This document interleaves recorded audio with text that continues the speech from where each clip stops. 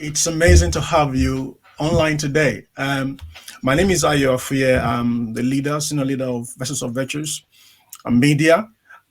We have Norman and Margaret with us today. Norman wrote a book, Fowler Snare, a couple of years ago. I would say it's almost 20 years ago. And then we have the privilege to republish the book. And around this republishing, we want to present Norman and Margaret to you to share the experiences, journey in over 65 years in ministry. That's amazing. And I'm happy that you're joining us today. I have on board with me John Mullen. John Mullen is one of our leaders. And then I have Norman and Margaret Moss as well. And I'm sure they want to tell us briefly about themselves. So over to you, Norman. Do you want to share? We want to meet you formally. I've known you for a while, but we want to know you formally now. So over to you. Yes, hello. Well, my story can be said in a few words, actually. I grew up in a Christian family, and I think I didn't realize until I was fully grown up just what a privilege that was and how rare it is, really. I first felt a call to the ministry at the age of 5. I don't think I understood everything very clearly then, but at the age of 11, I very consciously and clearly invited Jesus into my heart. I've always looked back to that event as very significant because I was in a Christian church. Obviously, I benefited greatly from the church.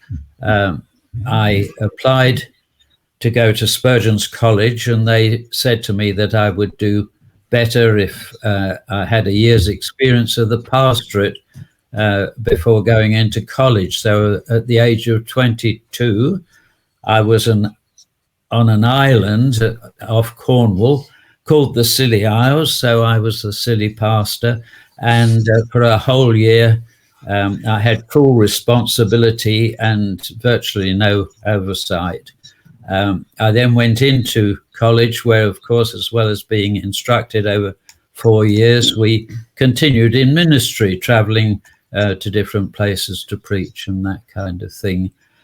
And then got married and started in a new church with Margaret, the two of us together. As soon as I'd finished college, we were in that church for 9 years, and then subsequently for 31 years in our church at Wimbledon, from which we retired at a good old age and have had 20 or more years traveling amongst the churches with other responsibilities. And so we continue to the present.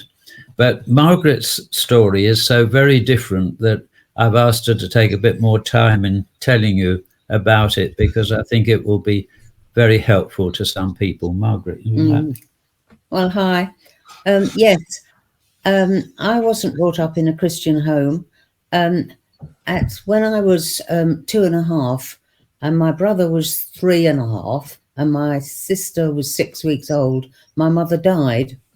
And that seems a terrible tragedy. I mean, if that happened now, I'd be looking and thinking, oh my, But, God has got us in his hand. And all we have to do, whether we believe in God or not, sometimes all we could do is say help, and he will help us because we're under his care. And God helped us in an amazing way, really. We were living with my grandmother at the time, my grandparents, and they had a large house, and it was convenient because my mother had been so ill with heart trouble. So they looked after us for 2 years till I was 5 years old. And when I was 5, my father remarried, and the lady he married wasn't really used to children at all. So there was one Christian in our family, in my side of the family, and that was my aunt, who was a wonderful person. She was in the church army, and she'd looked after children, and she'd done various works in the church army. And one day she woke up to see my mother standing at the end of the bed, and my mother said to her, "Will you go and look after my children for me?" And the next minute, the vision disappeared. And she went down to breakfast, and at that time, there was an 8 o'clock post in the morning. And by the 8 o'clock morning post, she had a letter from my father saying, "Will you come and look after the children for me?" Now, he didn't actually tell her he was getting married again, but so that was a bit of a surprise to her. But she was such an unselfish, wonderful person. And she looked after us for about 5 years, actually. And then my stepmother decided she could manage. And so my aunt went out of, but while my aunt was looking after us, she was wonderful with children. And she took us, she used to take all the children in the road, and there were quite a lot of us, up to Christchurch, up the hill, and where we all went. And they had what they called a children's special service mission in those days, and they had this wonderful mission. And I can remember, and I was quite young, very young actually at the time, and they said, you know, all you've got to do, Jesus died on the cross for you, all you've got to do is ask Jesus into your heart. And I said to her, on the way back, and we were coming through the fields from the church, and I said to her, "Is it really true? If you ask Jesus into your heart, will he really come in?" And she said, "Yes."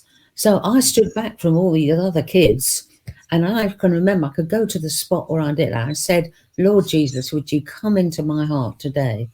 And he did. And he was with me.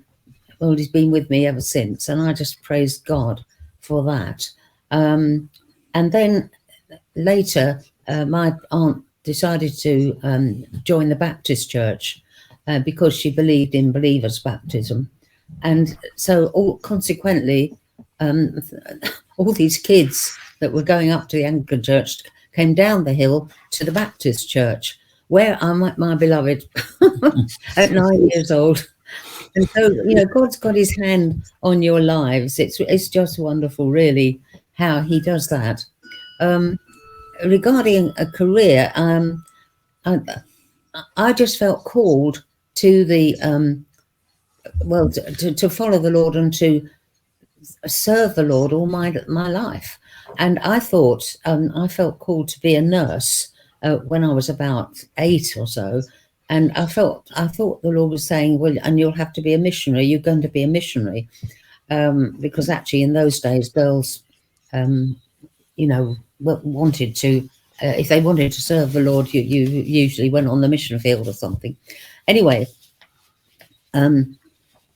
so at 18, I left the grammar school and I went to University College Hospital to train as a nurse. And then I was, after that, after 4 years in training, I left there and got married. And at that time, I don't think we were allowed to be working, you know, as a nurse, you know, and certainly the church that we went to wanted us full time there. So I left nursing and started in the ministry with Norman, where I was, I became the youth leader in the church. We had quite a, although it was a small church, we had quite a interesting youth fellowship there, and that was quite good. And anyway, later we left that church after 9 years, and I started a Christian bookshop in Wimbledon, which was very successful while it was going. And then we had a bill on the car. That's what happened, wasn't it? Yes, 18 years after we were in the ministry, we had this bill on the car. We'd all been very poor all the time. We hadn't a lot of money to be, you know, used or anything. And because of that, we had this bill for £400, and we had never owed anything. We'd always felt, you know, we shouldn't be in debt. And so I just felt I should go out to work. Well, I went down to the Reeds agency, and immediately they said to me, well, what did you used to do? And I said, well, I was a nurse, but I hadn't been a nurse nursing for 18 years. So I thought I ought to have an office job. Well, I'd never been in an office in my life. But they said, oh, no, you better go up to the nursing sector. So I went upstairs to where they were doing the nursing the agency. And they said, oh, yes, we've got just the job for you.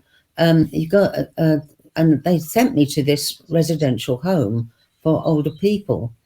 And it was for about 60 people. Well, I went in, and the person in charge, she talked to me for a bit, and she said, you're just the person we're looking for. And I thought of, she said, so would you start? Can you start tomorrow? So I said, yes. So I went in the next day, that was a Thursday, and she then told me, she said, well, I'm going on holiday on Saturday and you'll be in full charge of this place. And I think, what? You're just the person for it. Well, I didn't think I was just the person for it, but God, I just said, Lord, help me. And I found, but actually it was like as I was, a glove fitted my hand, and that's what happened.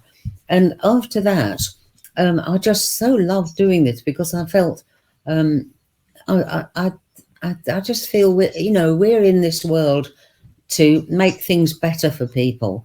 And certainly what I saw in this residential home was not particularly good, and not very good at all, actually. I mean, one of the care supervisors said to me, Margaret, she said, when you come in that door, she said, peace comes to this place. And I'm thinking, what? It wasn't my idea of peace at all. But anyway, following that, after some years in management in residential care, I became a principal officer for residential care for one of the London boroughs, and that's really me, really, at all. A short account, but a very important one. So significant, I think, to be able to have a real impact in society as well as in the church. I found it so helpful. Everything that Margaret learned, for instance, in the time that she was doing her qualifications in social work, was so helpful to me as well. Anyhow, is that a sufficient answer for the moment? Yeah. I was going to ask Margaret, this experience, this journey so far, does it have any direct impact on you as a pastor's wife? Going through all this, so going into church planting, being a pastor's wife, does it have any form of impact? Well, one of the things that happened was that we worked in the church together, and there was always things going on, because where there's people, there's things going on. And we were often very, very stressed by it all. And this, being catapulted out into residential care, it came another form of stress. And we used to, I mean, it was all of it was so stressful that we used to laugh. We used to, and pray. And we prayed. Yes, we prayed and we laughed. And it was a tremendous help, really, physically, because you can only take so much stress. And I used to, my colleagues, when I was in residential, yes, they worked all the weekend as well as all the week. And I knew that I was called to in the church. So I used to have a boundary. I was to set a boundary that when I left that place, then I was giving myself to working in the church. And that was really helpful to us, because, you can't work all the time in one situation. You need a different experience, I think. And that really blessed us, I think. And to be realistic, financial shortage is a pressure on the ministry, and in some ways inhibits the ministry. And of course, Margaret getting into what was a very good job, really. Yes. It was a great relief of pressure in that particular area. So we didn't have quite such a burden No, we about didn't have that. any burden about that.